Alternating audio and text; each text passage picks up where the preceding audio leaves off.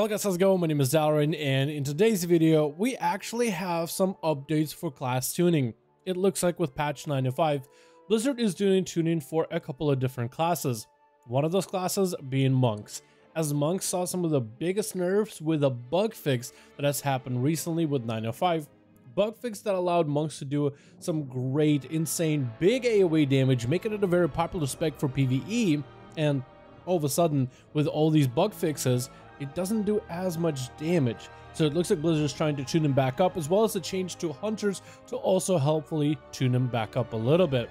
We also got more updates for Shadowlands, as well as a small but potentially interesting announcements for TBC. It looks like Blizzard released it, or sorta kind of released it early for some players on the Battle.net client, the TBC beta. So let's talk about all these updates in today's video.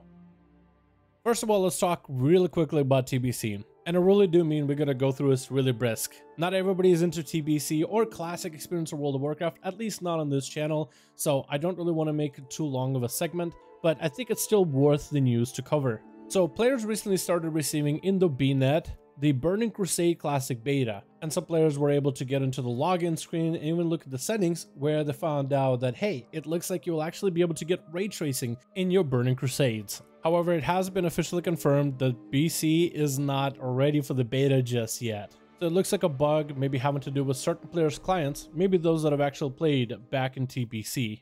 They did also dig up a mount that wasn't originally in TBC, marked as INV Warpstalker Mount BC. This mount was dug up not in Shadowlands data mining, but in TBC client data mining. They even data mined a really janky animation for the mount. Some players already think this is going to be a TBC cash up mount, other people saying it's going to be a promotional mount. So I guess I'll pass it off to you guys. What do you think of the TBC updates, if that is something you're interested in the future of WoW? Now let's get on to Shadowlands updates. We got some awesome updates for a variety of different classes in today's Shadowlands update, as well as a bunch of fixes to dungeons, or really rather nerfs. First of all, we'll start off with hunters. Hunters have been calling for some kind of a buff to their class in terms of the damage, or maybe even the Taken as department, and it looks like Blizzard decided with this Tuesday reset, Beast Cleave will now cause your pet to strike additional targets for 90% of your pet's damage instead of 75%, which is quite a significant damage increase in AoE, as Beast Mastery, at least in previous expansion, has been the spec for big AoE damage, while also having quite a bit of single target as well, and pretty sure with better scaling, as we get more stats, critical strike, and haste, the pets are going to get even stronger in the future. So quite a bit of AoE added to Beast Mastery, and Marksmanship saw a buff to Aim Shot, where its damage is increased by 5%, and Trick Shot now causes your Aim Shot and Rapid Fire to ricochet for 55% of the damage instead of 50% of the damage. A slight buff to Marksman that's probably not going to be felt by a variety of different players. However, I do wonder if that Beast Mastery AoE Cleave playstyle might be good, potentially with some of the pet legendaries that allow your pets to do even more damage. I wonder if this could potentially make Beast Mastery a playable spec in maybe Mythic Pluses, or even in raids, since quite a lot of the encounters in Castle Nathria do have AoE component to them. While not the biggest powerhouse of single target damage, Beast Mastery Hunters are considered as a pretty decent choice for pure single target.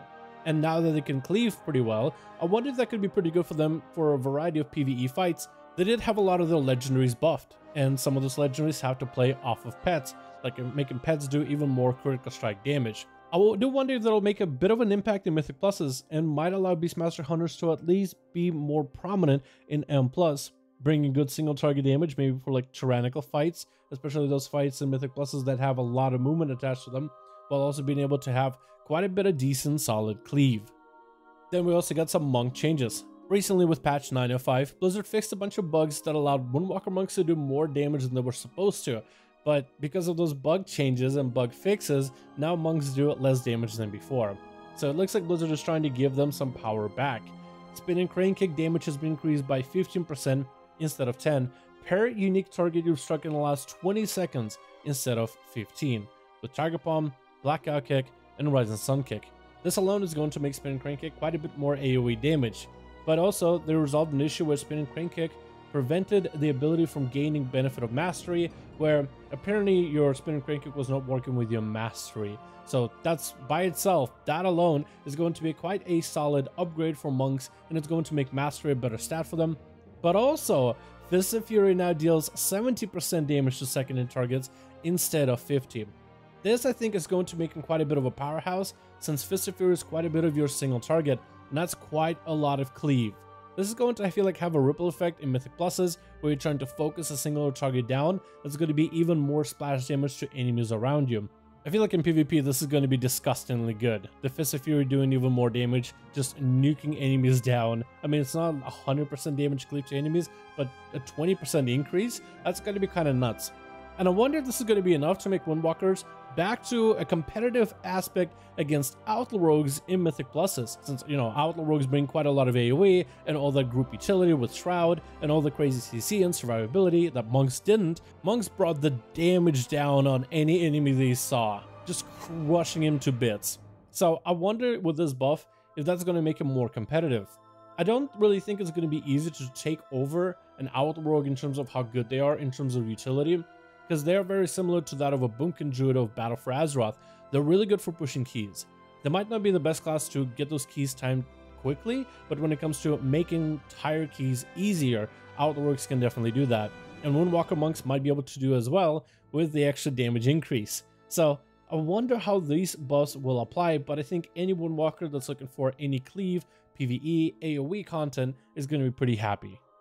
We also got a small update to spell and pet damage of Demonology, which by itself 3% damage increase wouldn't seem all that good, but it's a raw damage increase for your pets, as in your Tyrant, as in your Imps, unless they mean just your main pet. And that'll probably be the only case where that actually wouldn't be that good of a buff. But it's a small buff for Demonology. I don't think they're trying to make Demonology better than any other spec.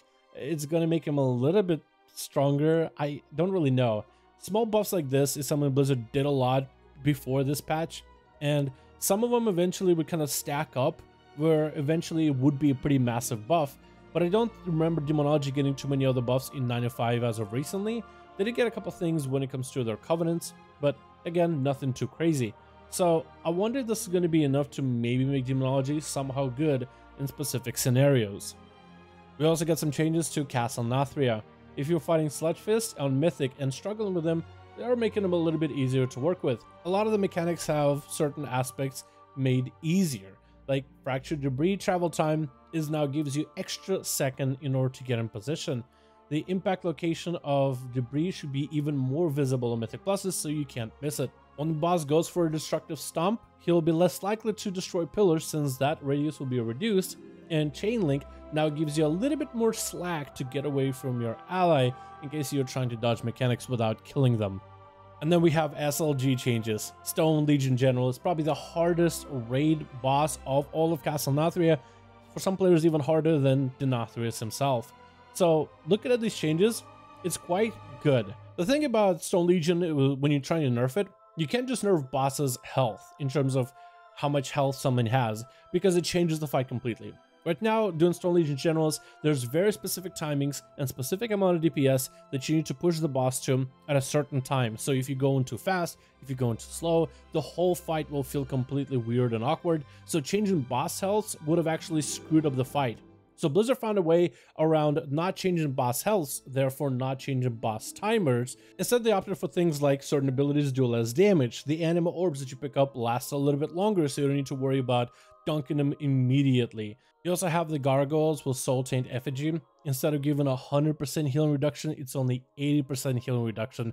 So it makes it at least a little bit easier for healers to maintain players when the Gargoyle goes into stone form, and making that push for a Gargoyle, if let's say you don't have enough DPS, not nearly as threatening. Making the annoying mechanics of this fight easier to deal with without completely making the fight shorter or changing the timers, which is good because so many guilds do SLG on a very specific style that has very specific time intervals with things. So definitely a nerf in that fight. And that's going to be everything we have so far in this update. Let me know your thoughts, guys, on everything from TBC to some of the class buffs we're getting to some of the nerfs to raid. Thank you guys so much for watching. Hope you guys enjoyed. And as always, I'll see all of you guys in another video.